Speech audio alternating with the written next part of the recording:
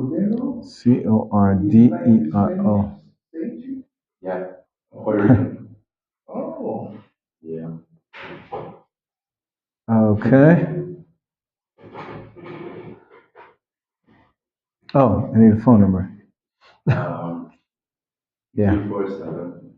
Plus 1 347 207 207 1131. 1131. No Israeli number yet. I'm having a few discrepancies because the phone is locked. So I just called them yesterday and they said, oh, I had to pay off the phone. I paid it off, but it takes 40 days for it to unlock.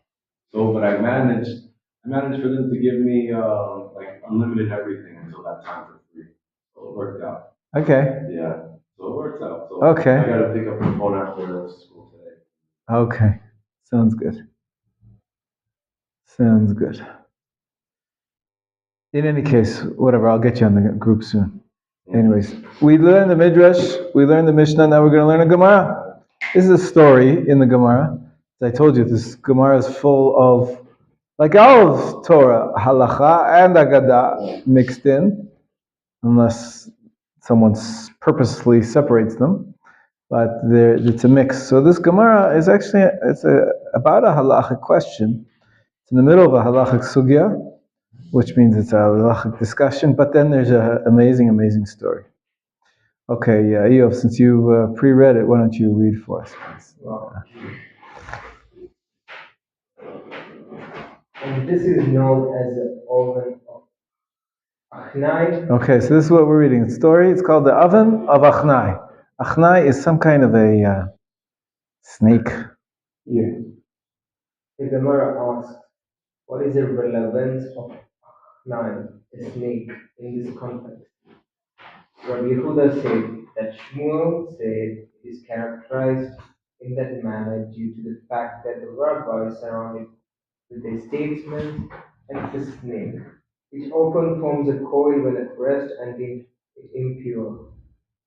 Sages thought on that day when they discussed this matter, Rabbi Eliezer answered all possible answers in the world to support his opinion. But the rabbis did not accept his explanation from him. After failing to convince the rabbis logically, Rabbi Eliezer said to them, if the halakha is in accordance with my opinion, this karut tree will prove it. The karut tree was uprooted from its place 100 cubits, and some say 400 cubits. Okay, tough. Can I sell you a passport?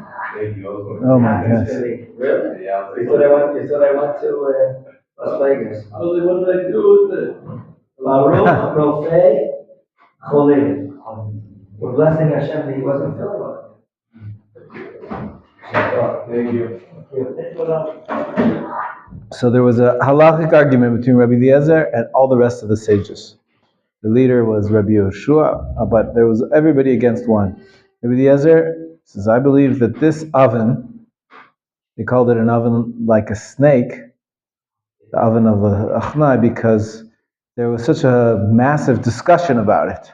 Whether it's pure or impure, well, what are the laws of the Torah about purity and impurity? It's not important right now what exactly the debate was, the halacha, the rationale. They were fighting, they were debating. That's what the rabbis do a lot. Rabbi Eliezer said it's pure, and the other Chachamim said it's impure, or the opposite, I can't remember right now. Either way, they tried all their best arguments, and finally Rabbi Eliezer had enough. He said, I'll prove to you that I'm right. And what does he do? He does a miracle. I don't know if he had a magic wand or not, but he says this tree was uprooted from where it was, and it magically was transported down the block. Wow. So Rabbi Eliezer is trying to impress the sages, saying, hey, you're going to argue with me? I can do miracles. Were the rabbis impressed? Well, I'm sure they were impressed, but didn't make them change their opinion. Okay, so what did the rabbis say? The halacha is in a... The rabbis said to him, one does not cite halakhic proof from the karut tree. Rabbi Eliezer said to them, if the halakha is in accordance with my opinion, The stream will prove it. The water in the stream turned backwards and began flowing in the opposite direction. They said to him, one does not cite halakhic proof from a stream. Rabbi Eliezer then said to them, if the halakha is in accordance with my opinion, the walls of the study hall will prove it. The walls of the study hall lead inward and begin to fall. Rabbi Yehoshua scolded the walls, and said to them, if the Torah scholars are contending with each other in the matters of halakha, what is the nature of your involvement in this dispute? The Gemara relates. The walls did not fall because of the difference due to Rabbi Yehoshua, but they did not straighten because due to the difference due to Rabbi Eliezer, and they still remain leaning. Okay, so wow, this is an interesting. So the first miracle was a carob tree, uprooted. The second one was the stream flowing in the other direction. And the third miracle, Leaning the great wall. have you heard of the Leaning Tower of Pisa? This is the Leaning Beit Midrash of Babylon. Because it stayed that way. I think the last one, it sounds to me like Rabbi Eliezer was threatening them. You don't agree with me, the whole Beit Midrash will fall down. The walls are leaning, maybe he's going to crumble. He says, you cannot, this Beit Midrash, Judaism cannot survive if I'm not right. You don't agree that my opinion is correct. So I'll prove it to you. And he apparently can do miracles. It's unbelievable. Rabbi Shua, his counterpart, apparently he can also do miracles. He convinced the walls to stay and not to fall down. That's why it remained the leaning Beit Midrash of Babylon. So we're at an impasse. These rabbis, they were very holy. They could do whatever they wanted, sounds like, with the physical world. Also, by the way, the river, it might be an example of, the discussion is going in one way, and I have the power to turn it over in the other direction. Carob tree might be representative of it. What's a tree represent? I don't know. Life. What do we say when we take the Torah out from the ark? Eitz Chaim Hi Lama Chazikim Ba. That the Torah is like a tree of life. So the tree of life, he's saying that I can uproot the Torah from one place and replant it in another place. Rabbi Eliezer says, I got this Torah thing under my control. What are you going to argue with me? Rabbi Yeshua and the other sages don't give in yet. Say, we don't decide halacha that way, with miracles. Now the trump card comes out. No reference to any president of the United States, former. Now the joker comes out. The ace. Go ahead, Ayov. Rabbi Eliezer then said to them, if the halakha is in accordance with my opinion, heaven will prove it. A divine voice emerged from heaven and said, why are you differing with Rabbi Eliezer? The halakha is in accordance with his opinion in every place that he expresses an opinion. Rabbi Yehoshua stood on his feet and said, it is written, it is not in heaven. Deuteronomy 30 verse 12. The Gemara asks, what is the relevance of this phrase? It is not in heaven in this context. Rabbi Jeremiah says, since the Torah was already given at Mount Sinai, we do not regard a divine voice, as you already wrote at Mount Sinai in the Torah, after a majority to incline. Exodus 23 verse 2. Since the majority of rabbis disagree with the Rabbi Eliezer's opinion that the halakha is not ruled in accordance with his opinion. Okay, stop there for a second. So, the ace, a divine voice comes out of heaven and says, what are you arguing with Rabbi Eliezer? Wow. It's almost like a prophecy. It's not quite a prophet. It's something called, in Hebrew it's called a bat kol, some kind of a divine sound, a divine speech. And does Rabbi Yeshua and the sages back down? They say, sorry, buddy, the Torah is not in heaven. Why not? Torah comes from God. God is heaven. The Torah is from heaven. What do you mean? Torah is not in heaven. So the Gemara explains. Once the Torah was once maybe the Torah was in heaven. Sinai, God came down from the heavens on Mount Sinai. And then maybe even it continued during the period of the prophets. Who remembers yesterday? Period 1, period 2, period 3. There was still a little prophecy at the beginning of the Second Temple. But then it ceased. Now we're in the period of the sages, Rabbi Lezer, Rabbi Yeshua, Tanaim. And basically they're saying, no more prophecy anymore rules the land. Halakha works by the sages. And the sages, they do their best. They have the authority.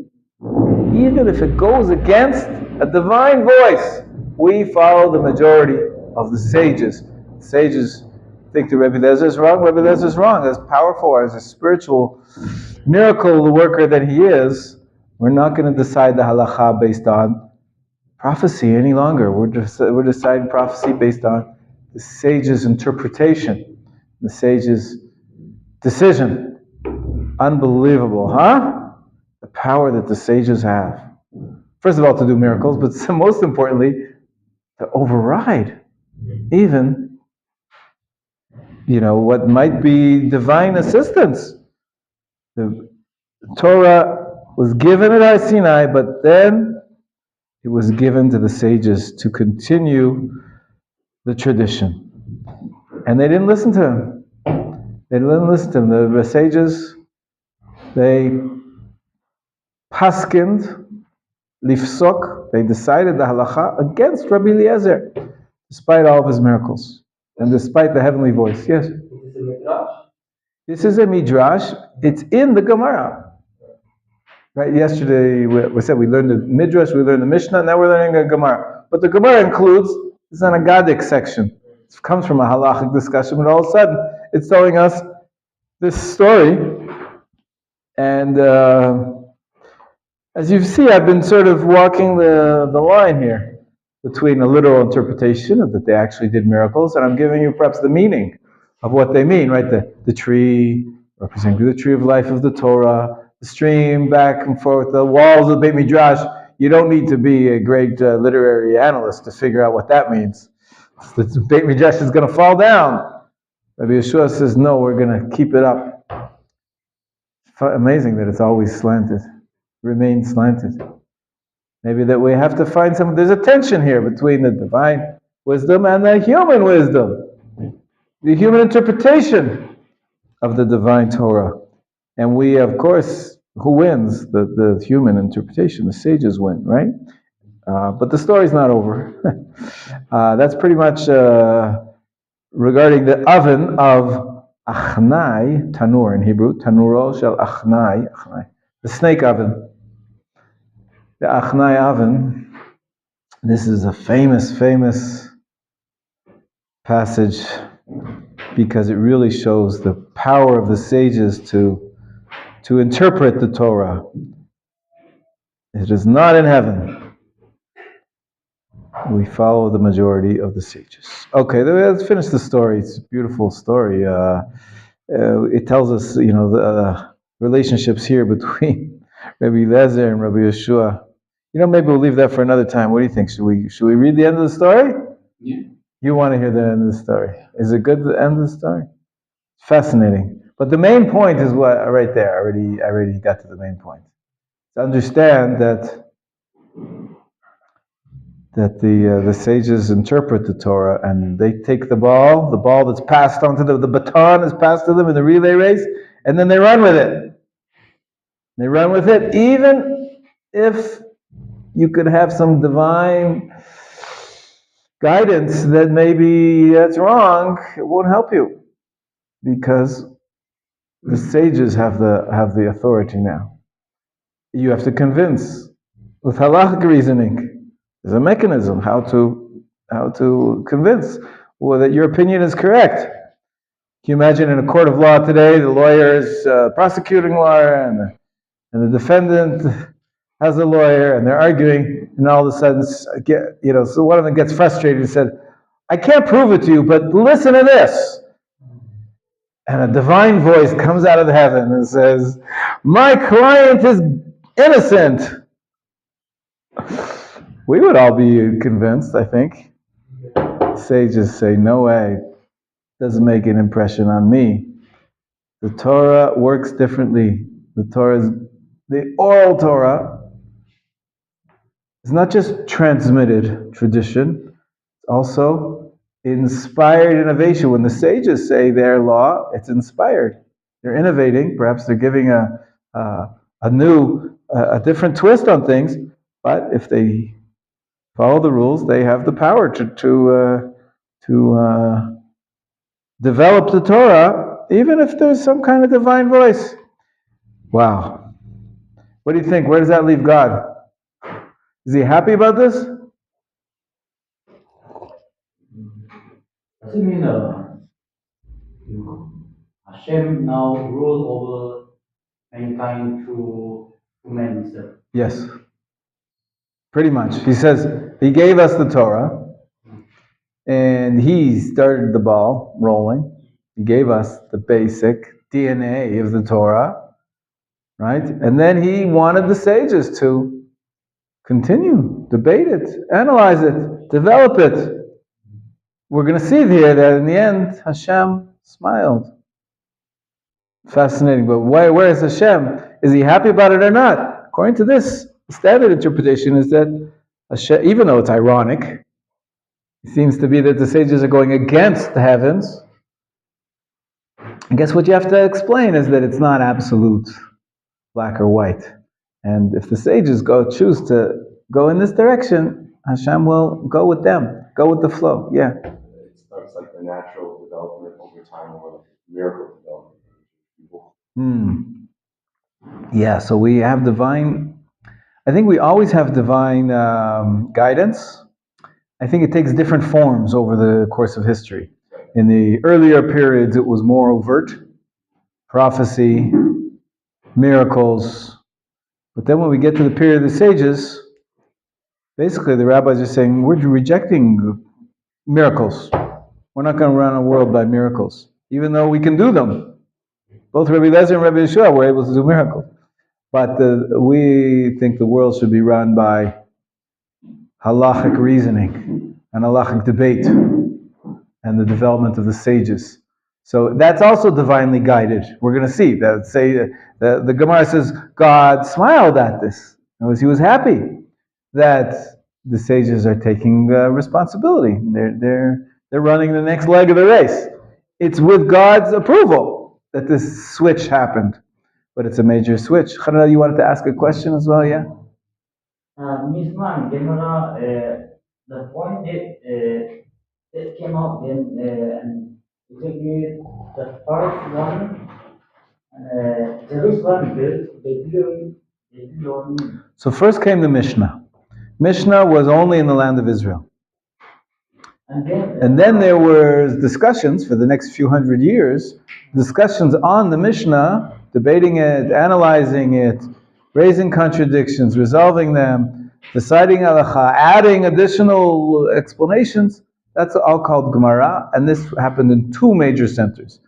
In Israel for a few hundred years, and in Babylon for a little longer than that.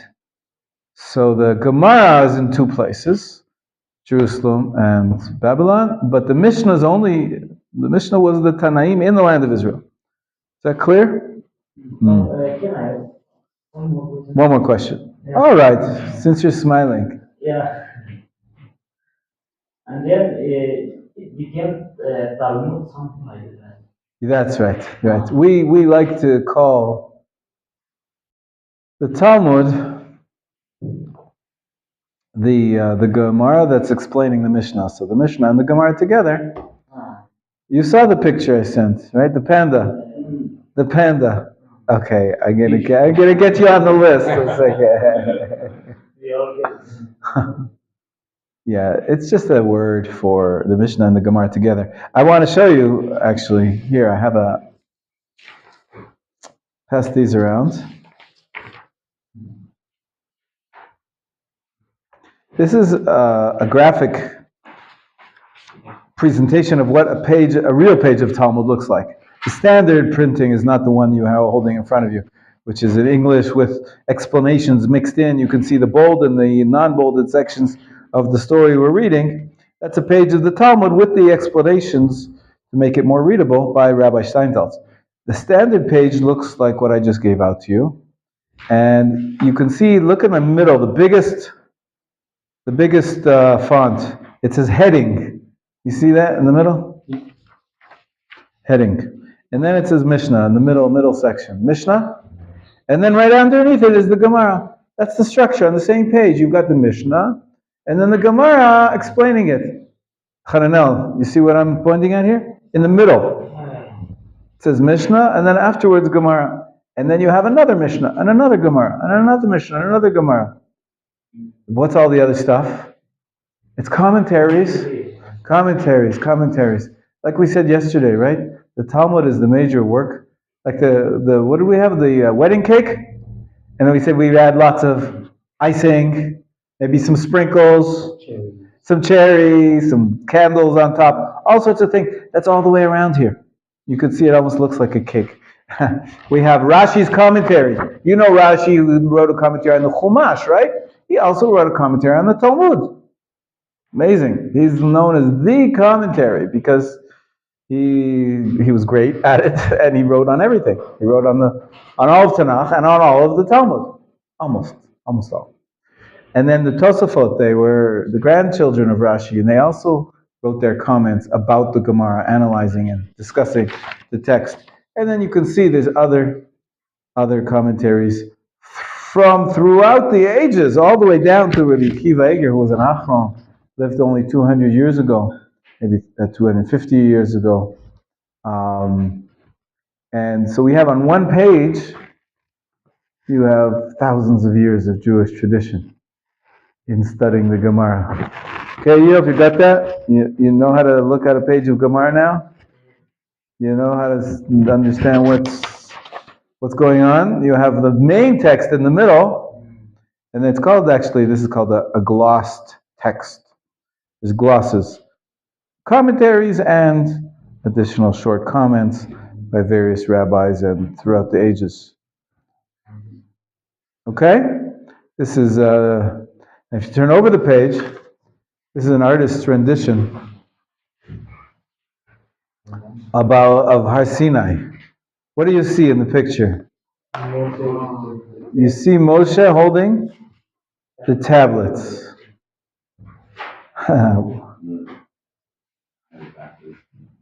Yeah, Moshe's holding the tablets. You see that? Binyamin, you're holding it backwards also, I think. Moshe, you're holding it backwards. That's the mountain, yeah. You see the mountain? And there's a cloud on the mountain, right? Just like at Sinai. But then, there's a light. There must be a light shining from behind Moshe, from the mountain, right? And what does it create? Torah. Creates the shadow which looks like a Sefer Torah. Quite amazing. In other words, the Torah that we study, including the Mishnah and the Gemara and the words of the sages, it's like a reflection of the divine Torah, but it comes through man. In this case, we're learning about the sages.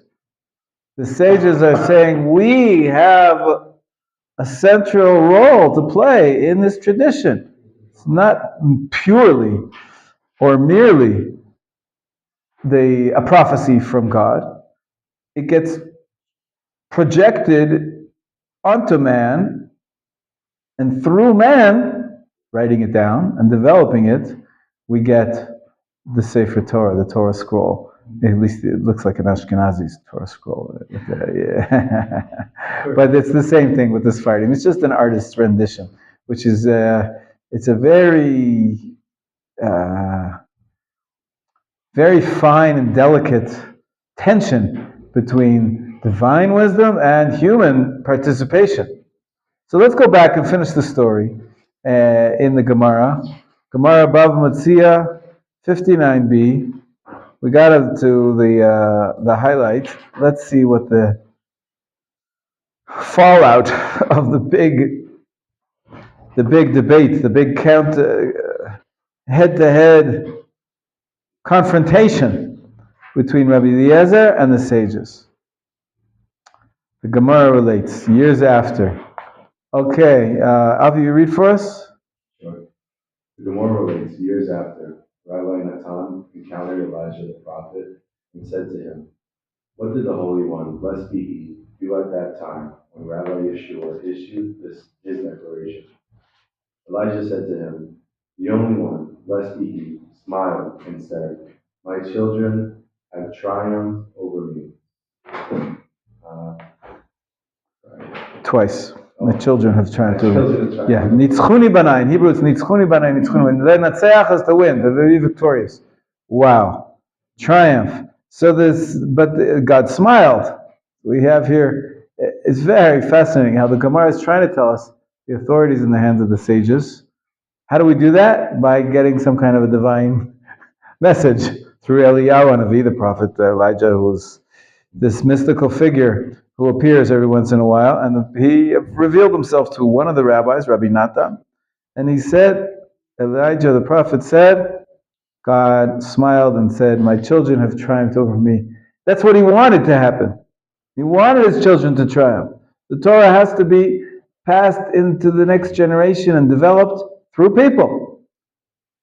But it's almost like we've conquered God, triumphed over God. Because who had the side of the divine voice coming from heaven was with Rabbi Eliezer. And the rabbi said, sorry, we win. So it's a paradox, of course, because if God smiled, so he agreed with it, so he was happy with it. Boker tov, boker tov, shalom, shalom.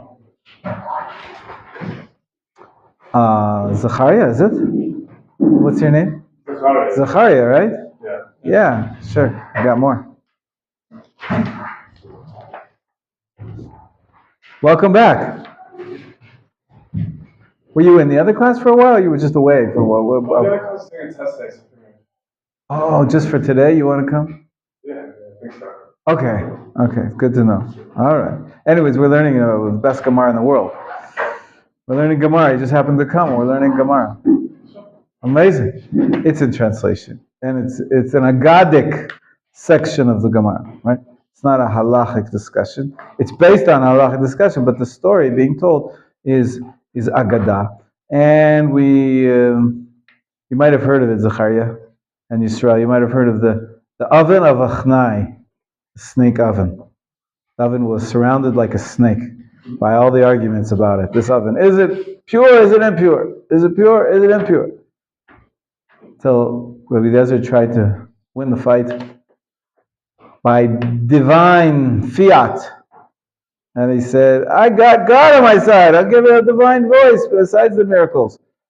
And the rabbis were having none of it. He said, Lo b'shamayim, it's not in heaven. So it's no longer in the heaven. It's given to people. You've heard it before. Yeah, you've heard of it. Yeah. And Rabbi Natan says that he encountered Eliyahu. Eliyahu said to him, Hashem was smiling at that time. He was happy that he lost. That my children have triumphed over me. Nitzchuni banai. All right. Amazing power. And for those of you who came in late, you also have this page, which is a description of what the Gemara looks like. And on the other side, an artist's rendition of the Torah coming to us from Har Sinai, translated through Moshe to give us the Torah scroll that we later on continue to run with. It looks like a baton to me. Okay, Ravi, you were reading, where were you up to? The sages said. The sages said, on that day. Sages said on that day. About halfway through the page, guys. Sages brought all the ritually pure items, being pure by the ruling of Rabbi Eliezer, with regard to the oven, and burned them in the fire. And the sages reached a consensus in his regard and ostracized him. Wow. Can you imagine this guy can do miracles? And they ostracized him because he was not bowing to the authority of the majority. Wow. So they burned all the things that he thought were pure. And they decided it's not pure. And they kick him out. Wow. He can't go to shul. So what are you going to do? Say, go ahead. The sages said, And the sages said, who will go and inform him of his ostracism? Rabbi Akiva, his beloved disciple, said to them, I will go, lest an unseemly person go and inform him in a callous and offensive manner, and he would thereby destroy the entire world. What did Rabbi Akiva do? He wore black and wrapped himself in black as an expression of mourning and pain, and sat before Rabbi Elazar at a distance of 4 cubits, which is the distance that one must maintain from an ostracized individual.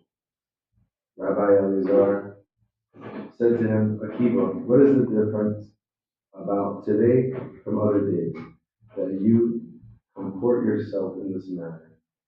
Rabbi Akiva said to him, my teacher, it appears to me that your colleagues are distancing themselves from you. He employed a euphemism, as actually they distanced Rabbi Elazar from them. Rabbi Elazar, too, rent his garments and removed his shoes, as in the custom of an ostracized person, and he dropped from his seat and sat upon the ground. The Gemara relates, his eyes shed tears. As a result, the entire world was afflicted. 1/3 of its olives were afflicted, 1/3 of its wheat, and 1/3 of its barley. And some say that even dough kneaded in a woman's hand spoiled. The sages taught there was a great anger on that day. As any place that Rabbi Elazar fixed, his grace was burned. And even Rabbi Menachem of the Sanhedrin at Yavin, the head it's okay. Okay, so far, let's stop for a second. So, Rabbi Eliezer is ostracized, and he's a very powerful spiritual man, as we saw earlier. He could do miracles. Sounds like his is not a good thing for the community that he was not a happy camper. He was not a happy camper, and things started to go very poorly because he had spiritual powers. Not only that. Stephen, you want to continue? And even Rabbi Gamliel, the Nasi of the Sanhedrin at Yavne, Even Rabbi Gamliel, the Nasi of the Sanhedrin, the head of the sages who were responsible for the decision to ostracize Rabbi Eliezer, was coming on board at that time, and a large wave swelled over him and threatened to drown him. Rabbi Gamliel said, it seems to me that this is only a large wave. This is only for the sake of Rabbi Eliezer ben Hyrcanus, yeah. As God punished those who mistreat others. So Rabbi Gamliel understood that. Sounds like even though God smiled and was happy, he was with Rabbi Eliezer. Rabbi Eliezer still had his spiritual powers, very spiritual person. Sounds like he's taking out his vengeance on the head of the opposing camp. Before we spoke about Rabbi Yeshua here, actually the Nasi, the president, the official appointed Rabbi Gamliel of Yavne, he was even in charge of Rabbi Akiva, and he's about to be drowned by the waves. And he realizes it's because Rabbi Eliezer is angry at him. So what does he do? He turns to Hashem and he prays. Go ahead. Rabbi Gamliel stood on his feet and said, Master of the universe, it is revealed and known before you that neither was it for my honor that I acted when ostracizing him, nor was it for the honor of the house of my father that I acted. Rather, it was for your honor that dispute will not proliferate in his trial. In response, the sea calmed from its raging. Okay, so again, we have divine approval of Rabban Gamliel and the sages in saying this is not a petty fight of politics between who gets to run things or who's in charge. We are trying to set up a system, the rabbis are trying to set up a system that's going to work for the Jewish people for all time. And if we go by miracles, that's just not going to work. We need to go by the majority rule of the sages. And if Rabbi Eliezer is not bowing to this new system, then he's going to destroy Judaism. So we're doing it for you, God. And the sea calmed down. Rabbi Gamliel's prayer, apparently he was a powerful prayer person too. That's what was telling you. The sages, very powerful spiritual personalities. We relate to every word they say with tremendous respect. They were really heavy hitters. Okay, so what happens next? What happens next, Stephen? Go ahead. The Gemara. The Gemara Further relates, yeah. The Gemara further relates Ima Shalom, the wife of Rabbi Eliezer, was the sister of Rabban Gamliel. Did you catch that? They were the family. Rabbi Gamliel against Rabbi Eliezer, this is his brother-in-law. So now what's the wife of Rabbi Eliezer? She's worried about this. Go ahead. From that incident over, she would not allow Rabbi Eliezer to lower his head and recite the Takanun prayer, which includes supplication and entreaties, to fear that for her husband to bemoan his fate and pray at that moment, her brother would be punished. Wow, so we talked about, just before we were learning about tefillah, right? We went through the tefillah and we said, when you get to the Tachnun prayer after, did you say Tachnun this morning? No. Did you say Tachnun this morning? Why not? Oh, luckily. We get to skip Tachnun on Rosh Chodesh. Tachnun is a little bit morose. And so whenever it's a festive day, we don't say Tachnun. But on all the other days, we say Tachnun, and it's such a powerful prayer. Maybe even it's like the continuation of the Amidah itself, when you're standing in front of God, and the Tachnun, it's an even more intimate time that you can turn to Hashem, and your prayers will be answered. Today we said Hallel, but usually we say Tachanun at that time. And that Tachanun was so powerful. What was Ima, Shalom, afraid of? Her husband will, what did you say? Her husband's Rabbi Eliezer. Husband will punish. Her husband is the one who's angry at the rabbis. Right? Yes. And he's the one with all the spiritual power, right? He's the one that made a tidal wave and almost drowned her brother, Rabban Gamliel. She was afraid that her husband was going to kill her brother. If Rabbi Eliezer gets a chance to pray the Tachanun prayer with all of his spiritual powers, his prayers will be accepted, and his anger against the rabbis and Rabban Gamliel, her brother, is the head of them. It's going to have power, and Rabbi Gamliel might be, her brother will die because of Rabbi Eliezer's prayers. So she's worried. Every day she made sure to, because Rabbi Eliezer was praying at home, right? He was ostracized. He wasn't allowed to go to shul. So every day she made sure to interfere with his prayers right at Tachanun. Before he could start Tachanun, say, come here, I need you to open up this jar for me. Come here, I need you to take out the garbage. Whatever it was, she stopped him. He wouldn't be saying Tachanun right after his Amidah. One day, what happened was, like today, she thought that she's free. She doesn't have to watch him so closely because today's Rosh Chodesh. Rosh Chodesh, he's not going to say Tachnun. My brother is safe. My brother's safe. He's not going to say Tachnun. So let's see, read it inside, Stephen. So one day, a certain day was around the day of the new moon, and she inadvertently substitute a full 30-day month for a deficient 29-day month. That is, she thought that it was the new moon when one does not lower his head in supplication, but it was not. Some said that a pauper came and stood at the door, and she found him and She took bread out to him. She took bread out of him. The result was that she left her husband momentarily unsupervised. When she returned, she found him and saw that he had lowered his head. It wasn't really Rosh Chodesh. She made a mistake. It was a miscalculation. So he did say Tachnun. What did she say? Uh-oh. She said to him, She said to him, "Arise, you already killed my brother." Meanwhile, the son of the shofar emerged from the house of Machon Meir to announce that the Nasi had died.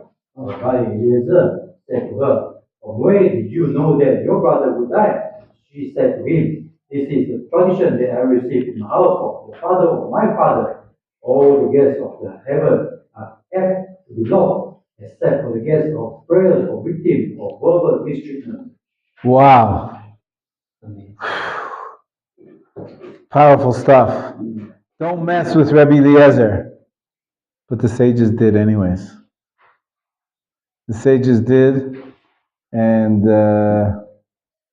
they went with their thesis. It is no longer in heaven. And we have to follow the majority of the rabbis, the sages. And we see that this is really a clash of titans, both with powers of miraculous powers of prayer and both in offense and defense. It's amazing until finally, and it's ironic. What's the last quote? She's quoting her father's father, which is Rabbi Gamliel's tradition, right? So she is in the enemy's camp. She's married to Rabbi Eliezer, who has more spiritual power. In other words, they both have spiritual power. It's clear that Hashem is present in their Torah study and in their tradition and in their prayers.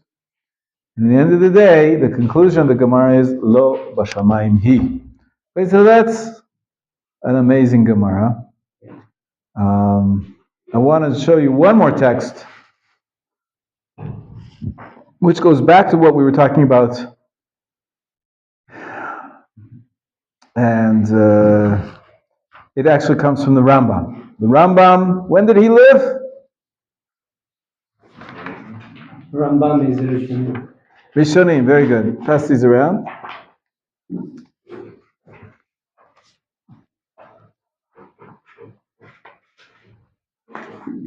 Another one? Need another one? One more? Sure. Sure. Good. All right. Introduction to the Mishnah. So he wrote a commentary on the Mishnah. Like we said, the Mishnah, the Talmud become the basic text, the primary text. And what's the primary mode afterwards? We have 3 major types of works. Yesterday I went to the book fair. You know that's Jewish Book Month? It's Jewish Book Week and turned into Jewish Book Month. And so you have, if you go to in every city around Israel, they have a fair, a book fair. Amazing books of all kinds. Some of them are just secular novels, and some of them are just, cookbooks, and children's books, and good stuff. But it's called the Hebrew Book Month, so it's all, Hebrew books. There's some English books as well. But of course, there's lots of Torah books as well. It's amazing. More and more each year, there's more and more Torah theme books.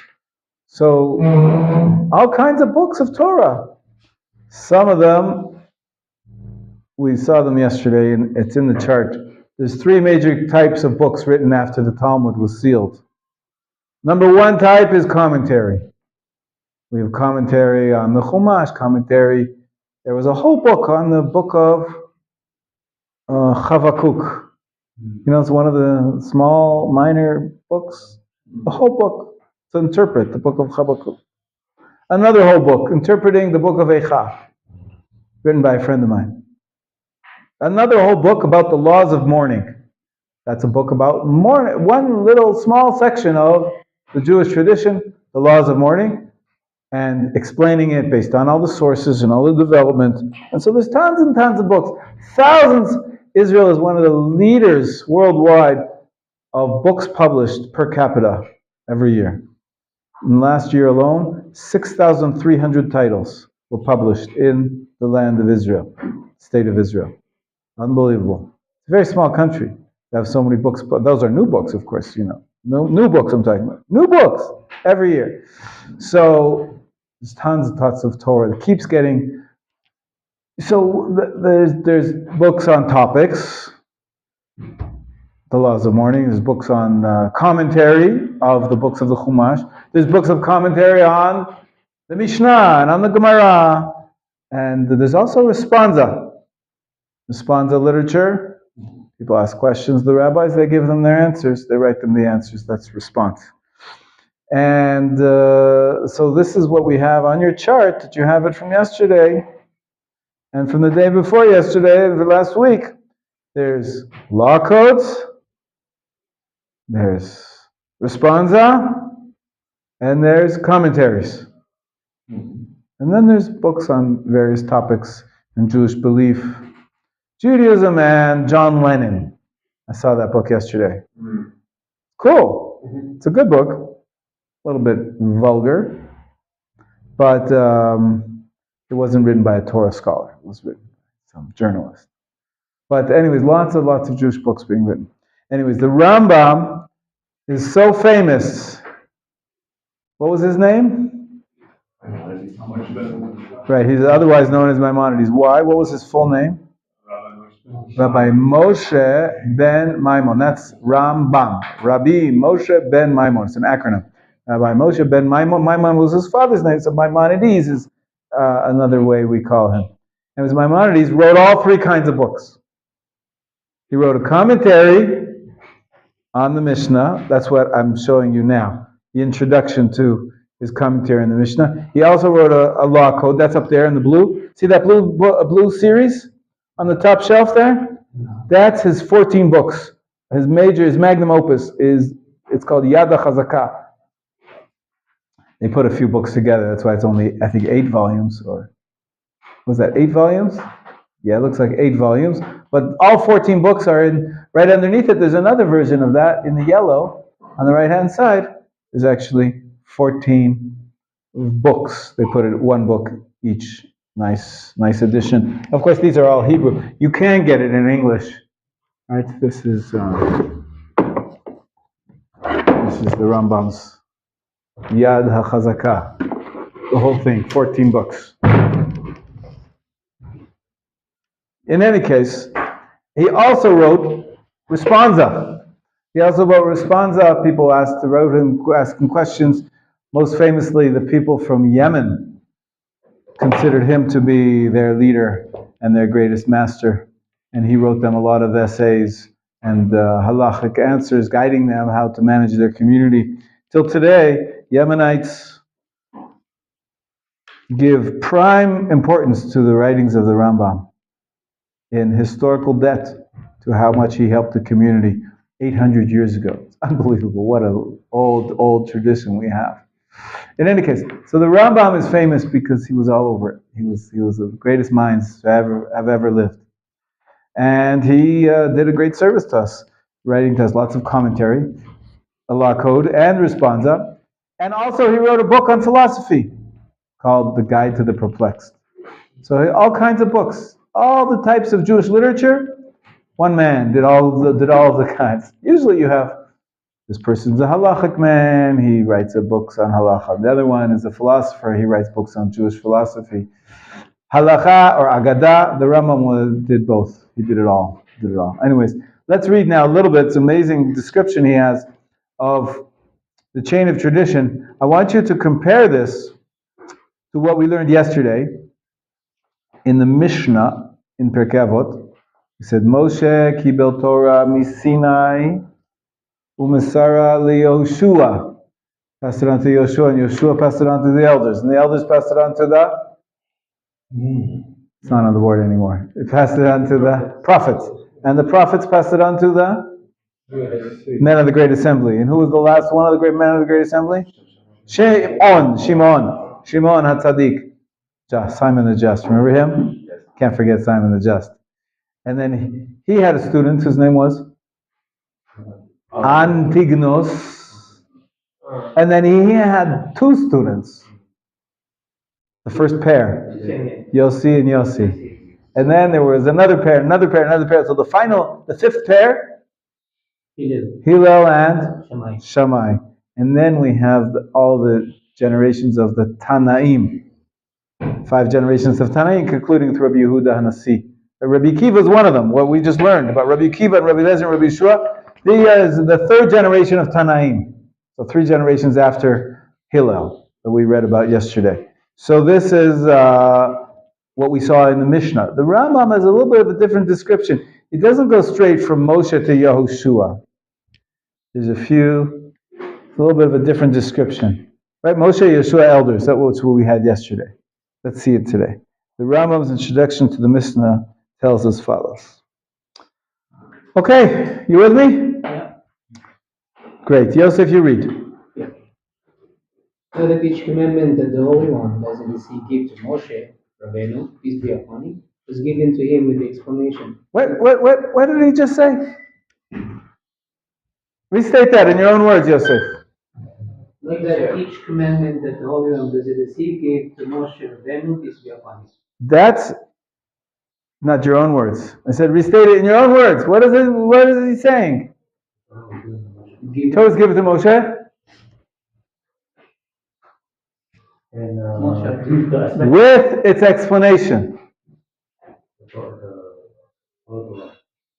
Oral Torah. That's right. There was written and oral Torah given together. Moshe Rabbeinu was given the written Torah together with the oral Torah. Its explanation was oral. Okay, go ahead. You would say the Yoshua was next. It's interesting that we saw that yesterday, but today he doesn't mention Yoshua. He mentions other teachers before the elders. He sort of skips over Yoshua, which is interesting. In the Mishnah and Avot had Yoshua as a central link between Moshe and the elders. Here, there's another group of people that are in between. Sanhedrin is not much later, yeah. We call it, the elders formed a court called the Sanhedrin in the later Second Temple times. We're talking now in the foundational period. Back to period number 1. All right, so read it again, Yosef. No. Know that each commandment that the Holy One, blessed be he, gave to Moshe Rabbeinu, peace be upon him, was given to him with its explanation. He would say to him the commandment and afterward tell him its explanation and content. And so too, everything that is included in the book of the Torah and the matter of its teaching to Israel is as it is said. Moshe would enter his tent, and Aaron would enter it first. And Moshe would tell him the commandment that was given to him, and teach him its explanation on one time. And then Aaron withdrew and retreated to our teacher Moshe's right, and Eleazar and Ithamar his sons entered after him. And Moshe would tell them what he told Aaron. Okay, stop a second. We need to make a chart here because you're going to lose track. So, how did the transmission take place? Moshe. There's a tent. Moshe's sitting in the tent. The tent is the Beit Midrash, okay, where Moshe is teaching the Torah. So Moshe, he teaches the Torah one time to Aharon.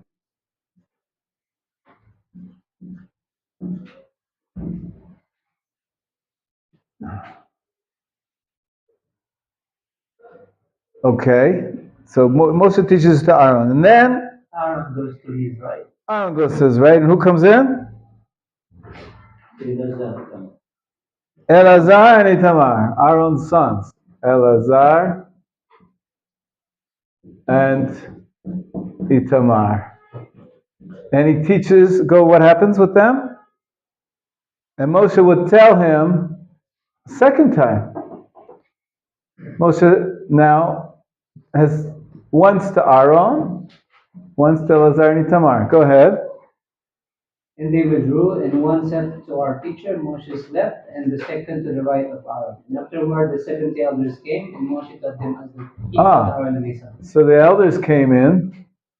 Moshe, a third time, tells the Torah to them, right? Go ahead. And finally, Afterward, the masses and all who sought Hashem came, and he placed the commandment in front of them, and so forth until they heard everything from his mouth. okay, so the fourth time, Moshe, now he's teaching it to all the masses, whoever wants to come. Right? So Moshe has now taught the same mitzvah and explained it with the oral Torah 4 times. Got it? Yeah. But now Moshe is tired. I know Moshe never gets tired, but just as an example. Moshe needs to go get something to eat. Okay, Moshe didn't eat for 40 nights, so maybe he wasn't hungry. What did Moshe have to go do? He had to go do something. I don't know, maybe he had to take care of his wife. I don't know. Their Yitro came and said, no. I don't know. Anyways, Moshe retired. He went to meditate. Okay? What happens next?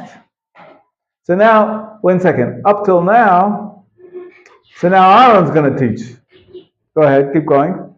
And Moshe withdrew, and Aaron reviewed the explanation of that commandment which he learned, and that he heard from the mouth of Moshe 4 times, as we said to all those present. Right, so Aaron heard it 4 times, right? 1, 2, 3, 4. But Aaron was there for the first time. He was still there when he gave it the second time, and the third time, and the fourth time. So Aaron heard it 4 times. So now what is Aaron going to do? After he's heard it the 4 times, he can become the new Moshe. And he's going to teach. Go ahead.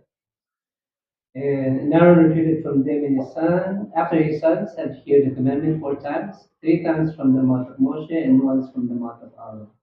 Right? Aaron then taught everybody. So now this is once from Aaron, right? 4 times Moshe taught it. Now 1 time Aaron taught it. And then? And then Eleazar and Tamar review it, teach that commandment to all the people that were present after Aaron withdrew, and they withdrew from teaching. So now, whatever's left, Eleazar and Itamar teach once. Correct? Yeah. Go ahead. And it came out that the 70 elders heard the commandment 4 times, 2 from the mouth of Moshe, 1 from the mouth of Aaron, and 1 from the mouth of Eleazar and Tamar. And afterward, the elders also review it to teach the commandment to the masses 1 time. It came out that the entire congregation hears that commandment 4 times. Once from the mouth of Moshe, once from the mouth of Aaron, a 3rd time from the mouth of his sons, and a 4th time from the mouth of the elders.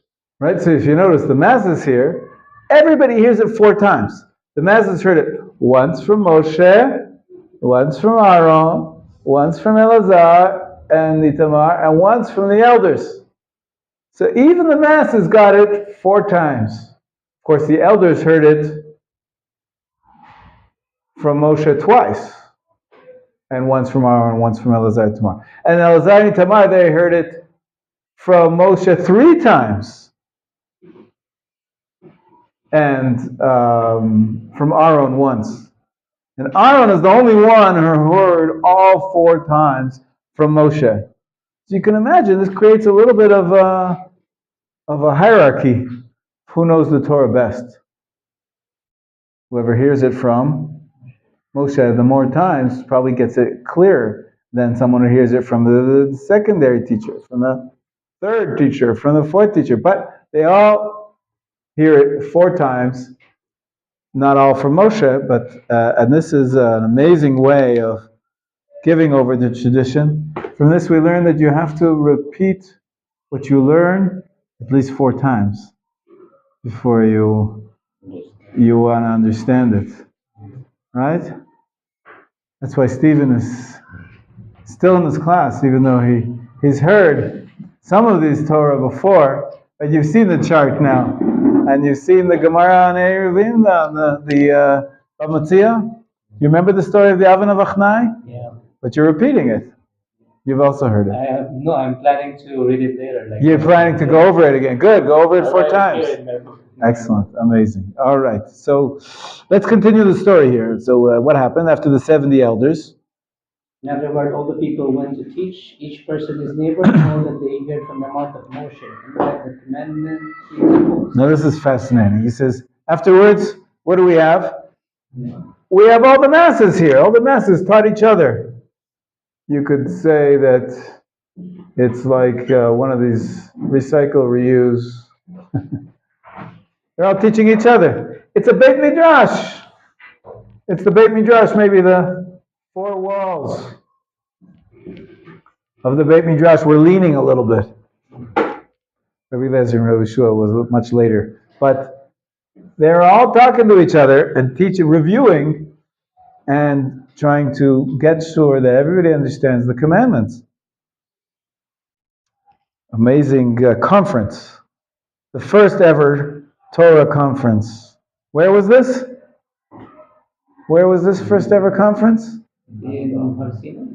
Moshe and Aaron and the elders. It was in the desert.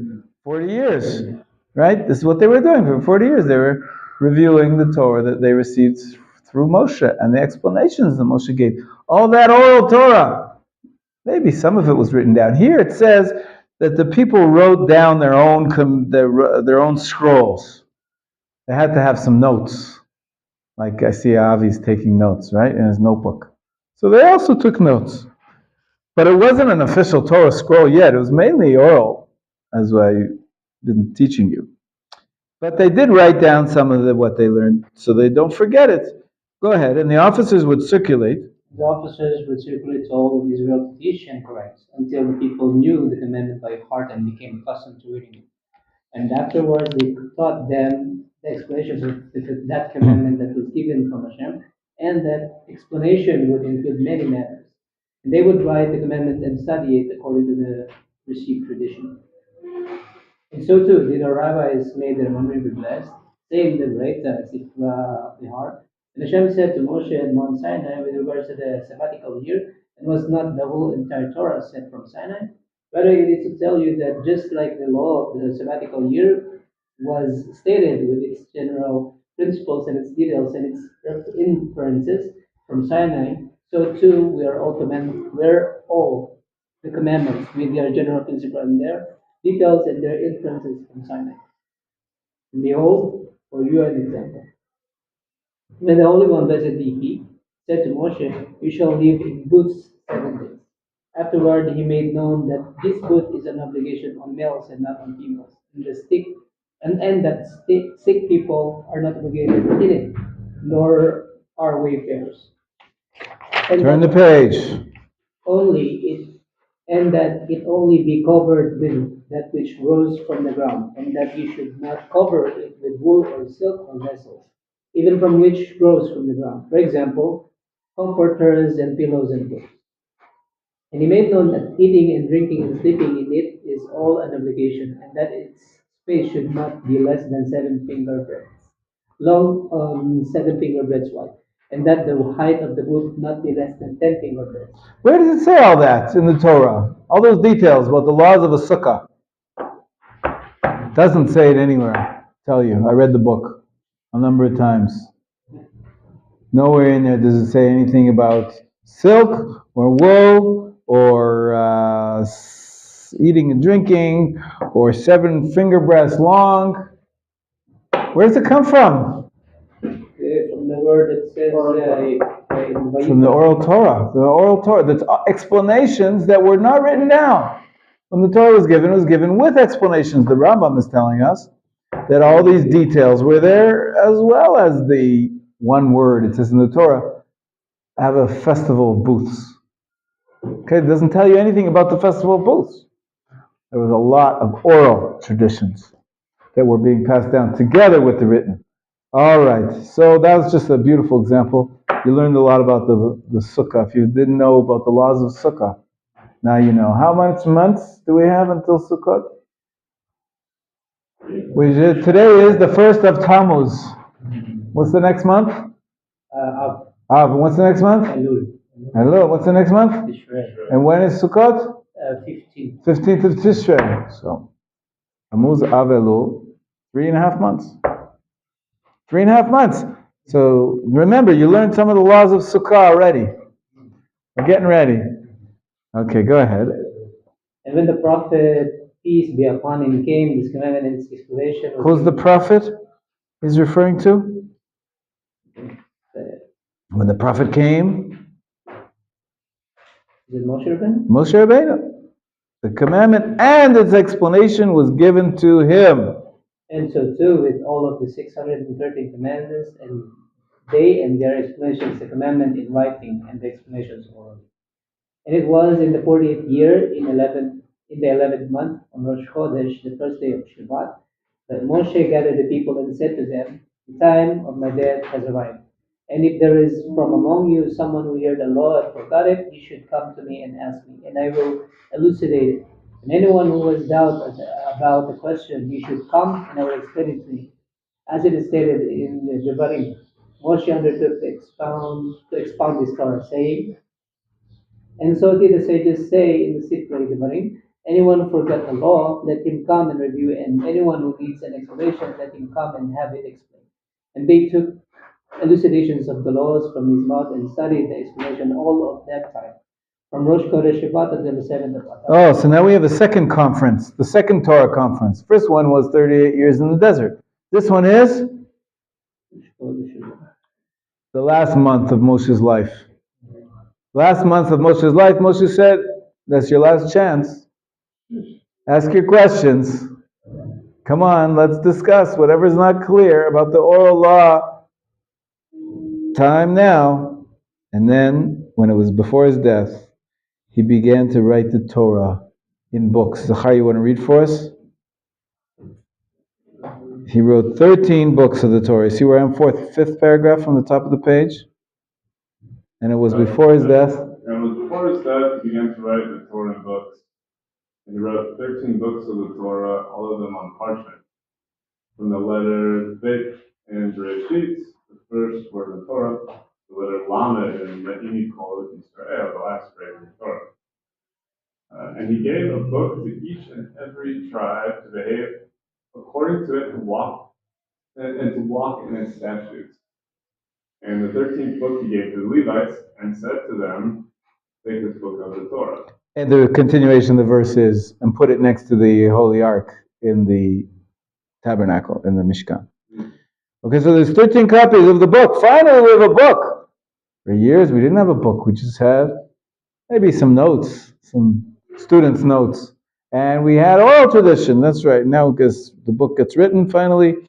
Afterwards, he went up to the mountaintop. Go ahead. On the 7th day. Afterward, he went up to the mountaintop in the middle of the 7th day of the month of Adar, as the tradition inferred. And that event that happened, they called death in our eyes, because we lost him and remembered him, and life for him in honor of the heights that he reached. And so too, they said, Moshe, our teacher, peace be upon him, did not die, but rather he went up and is serving above. The things about these matters are very expansive, and this is not their place. Go ahead. And when he died, peace be upon him, since he bequeathed to Yeshua that which was imbued to him. Oh, finally we get Yehoshua.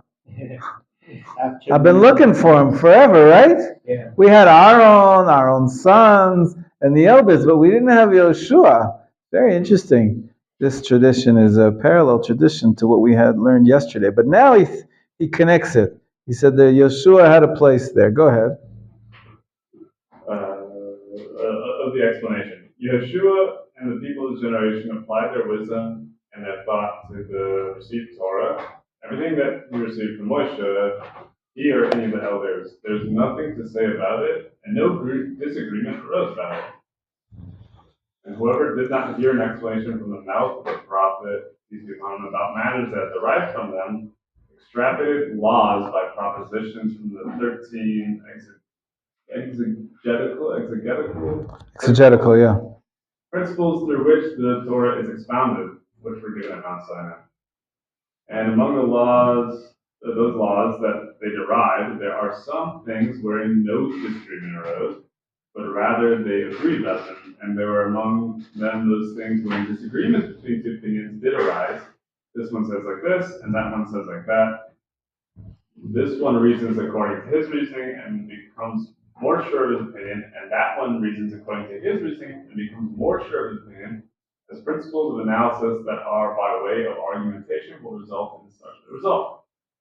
And when a disagreement would arise, they would go accordingly to the majority. As it states in Exodus 23:2, you will incline after the majority. Go ahead. And know that prophecy does not help in the explanation of the Torah and extrapolation of its derivative commandments through the 13 principles. Rather, that which Yeshua and Pinchas would do in the matter of research and reasoning, that is also that which Ravina and Rav Ashi did. The advantage of the prophet and his effect on the commandment, if you should ask, as my soul is alive, that this is one of the great and powerful fundamental principles upon which religion and its foundation relies. Okay, so there is a role for prophecy, but it's not in the transmission of the Torah, as we saw in the story of the oven of Achnai. He doesn't really explain what exactly is the advantage of the prophet and its effect on the commandment, but he says, the Rambam likes to keep it clear that once their debates arose about things which were not explicit in the tradition, the sages used the 13 principles to derive what the law should be, and that's whenever you're deriving things, you can have arguments, and you can have debates, as we saw between Rabbi Eliezer and Rabbi Yeshua. How do we decide the debate? Not with miracles, but we follow the majority. All right, very good. So this is an amazing introduction to the oral Torah and the written Torah and the books therein. I want to give you a few more gifts. We saw the names of the books of the Mishnah, right? And I don't remember if with you we went over the books of the Tanakh. Okay, you know what? There's one more to complete the story. I want to give you one more page. This is an amazing midrash. Please pass it around. Should be enough for everybody. It comes from Tana de Eliyahu Zuta, one of the Amoraic works, and it tells the story of a man, one of the Tanaim or one of the Amoraim, one of the sages. One of the sages tells the story that I was on a journey and I came upon a man, extra, great, came upon a man who went after me by the way of the heretics. Meaning, he got into a theological debate and he started to attack. He was a rabbi, this fellow, and he said, you rabbis, you're making stuff up. The written Torah, that's okay. But the oral Torah, that's not ancient, that's not real Judaism, this is the rabbis, it's not from God. It's not a new question. People are still making claims against the oral Torah today. But he explained to him as follows.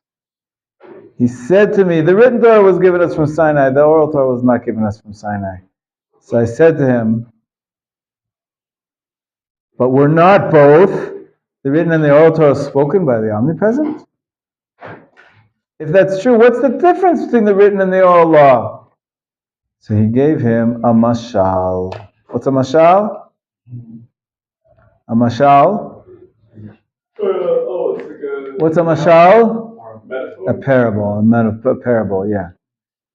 To a king of flesh and blood, who had two servants. And he loved them both with a perfect love, and he gave them each a measure of wheat and a bundle of flax. And he said, I gotta go. I'll fill in the story. He says, I gotta go. You watch over this bundle of flax and the measure of wheat. You watch over them for me. The king went away to travel, And what did they do with it? So the wise servant, what did he do? He took the flax and spun a cloth. He made a tablecloth. And then he took the wheat and he made flour. The flour he cleansed and ground and kneaded and baked and set on top of the table. And he spread the cloth over it. And left it so until the king should come. The foolish servant did nothing at all. The king gave me some wheat and he gave me some flax. So I'll put them in my safe. And I'll leave them there until the king comes back. We can see that this was not the right choice. He's called foolish. After some days, the king returned from the journey and came into his house and said to them, "My sons, bring me what I gave you." So one servant showed the wheat bread on the table with a cloth spread over it. Beautiful, delicious. He showed him, "Come into my restaurant and I'll give you a meal." Beautifully decked out on some cloth. The other servant showed him the wheat still in the box with a bundle of flax on it. Alas for his shame. Alas for his disgrace. Now when the Holy One, blessed be He, gave the Torah to Israel, He gave it only in the form of wheat for us to extract flour from it, and flax for us to extract a garment. So yes, there is a very major role for the people, the rabbis, the people who are going to continue the tradition, to take that raw material and develop it and derive new laws from it, explain it. It's not just transmission. We saw in the Rambam, it starts with transmission, but there's always going to be new things coming up. Use the 13 principles of derivation. Work it out. Debate it. What did we have? The discussion amongst the masses. We had the discussion in the study house of Rabbi Eliezer and Rabbi Yehoshua. And ultimately, the sages are in charge of this development of the Torah Sheba'al Peh. So this oral law, the way it's described in this midrash, that it's a development when we take what God gave to us and we take it to the next step. Like we take some wheat berries and we turn it into delicious bread. Which is tastier, eating wheat berries or eating delicious challah? The challah is delicious. You don't have to braid it. It's delicious if you maybe have a cinnamon bun. It's good if you add some onion. You can add all sorts of stuff to it, but it's ultimately using the Torah that was given to us by God to address all the issues. What did we talk about yesterday? What does the Torah have to say about AI? It doesn't talk about AI directly, but the tradition is we have to analyze. We have to grind it and sift it and make sure that we figure out how to understand what Hashem and what the tradition tells us about this new phenomenon based on the principles given to us in the written and the oral Torah. Okay, so just to review, for those guys who were not here, we have the 24 books of the Tanakh here. Stop. Before that, we have the Parshas of the Torah. Give these out first. You got another 54 Parshas of the Torah. What's the Parsha this week? Chukat. Someone said to me yesterday, it's exactly the same letters as last week's Parsha, except for one. Korach. There's a kuf in there. There's a chet in there.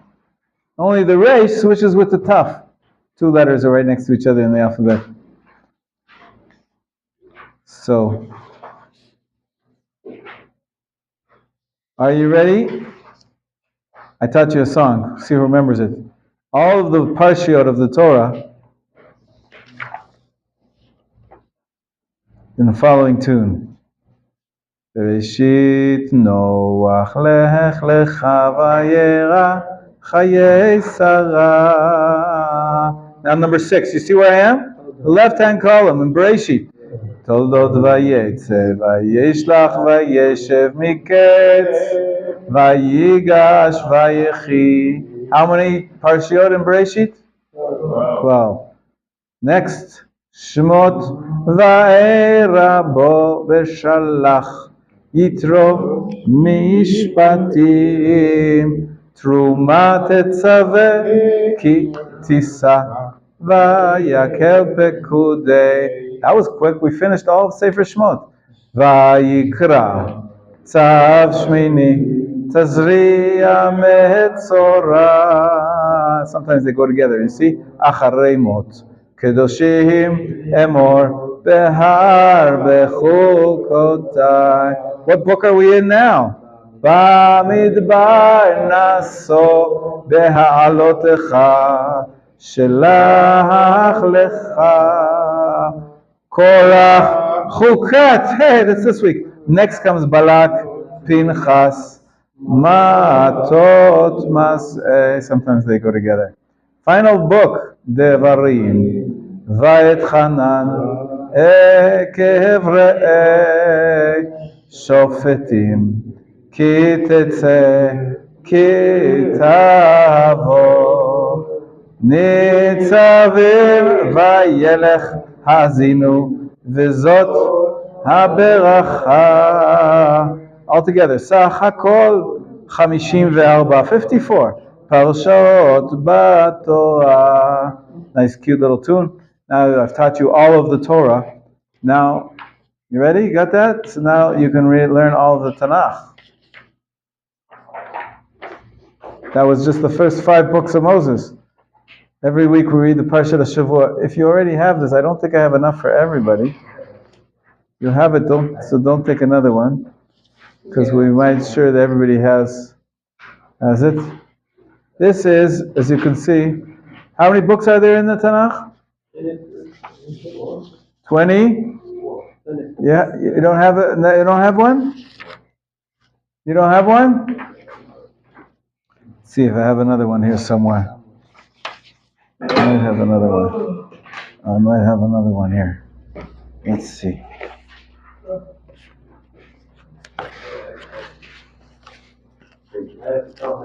You have? So now we just need one more.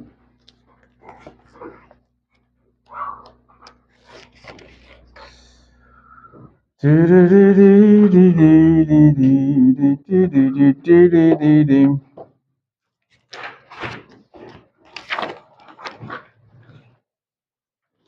think I have.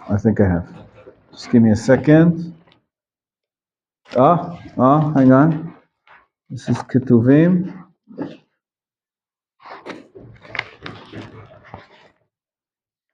Torah. We're looking for the Tanakh, right?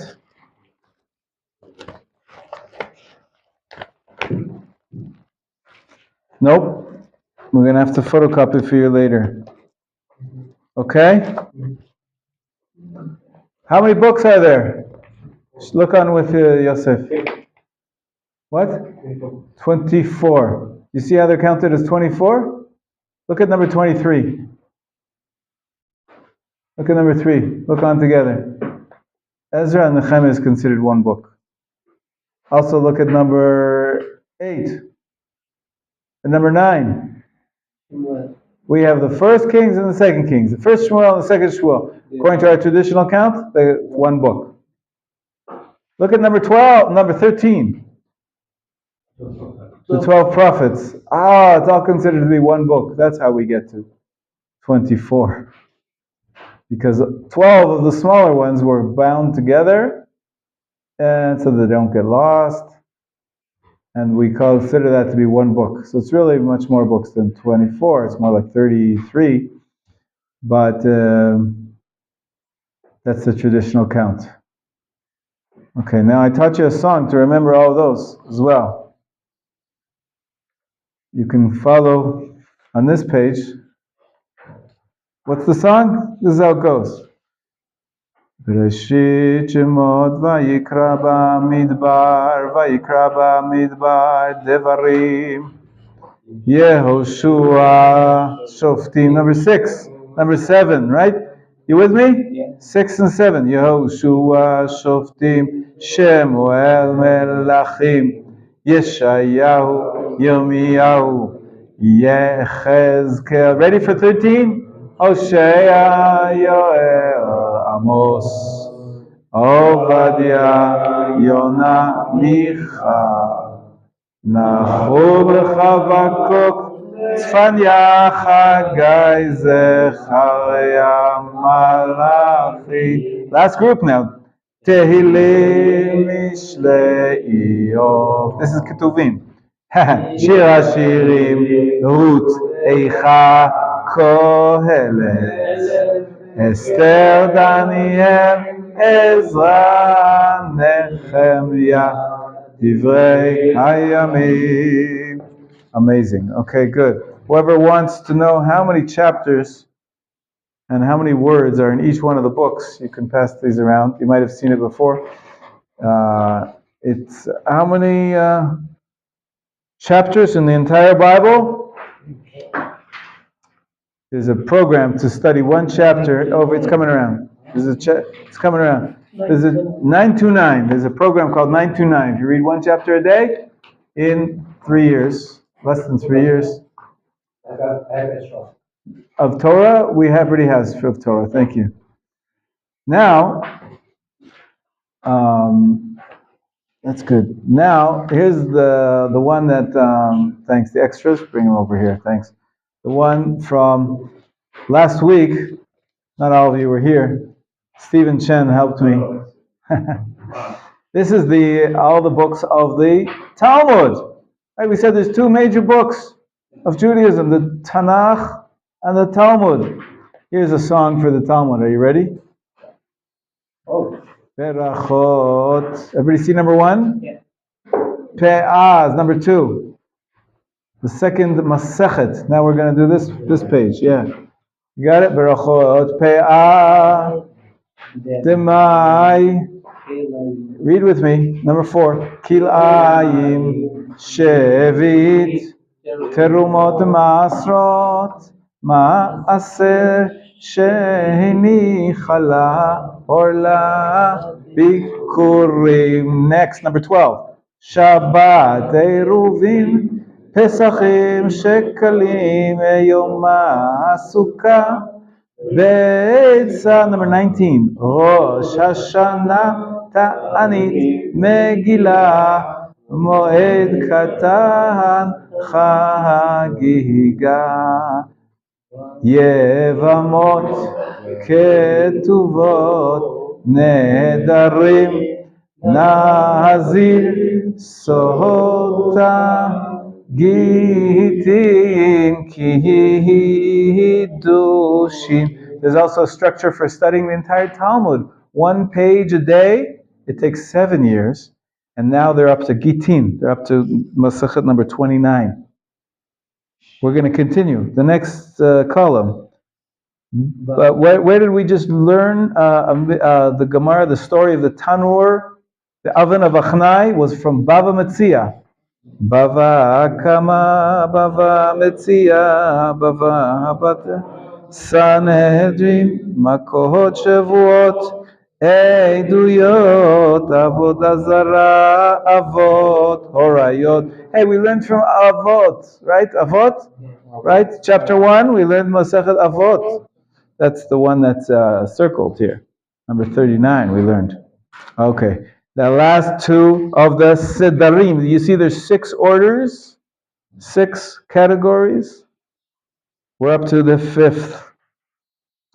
Zevachim menachot chulin bechorot arachin תמורה כהריתות, מעילה תמיד מידות קינים, כלים העולות נגעים הפרה, טהרות מקוואות נידה, מכשירים זבים טבל יום, ידיים וקצין. Now the names of the orders: זרעים, מועד, נשים, נזיקין, קודשים, טהרות, סך כל, altogether, מסכתות, 63, 63. That's the Mishnah, 63 books, מסכתות. כולם ביחד, 6 סדרי משנה. Okay, so now I've taught you all of the Tanakh and all of the Talmud. We've done our primary sources, and Bezat Hashem, we're ready to continue the chain of tradition. That's it for today.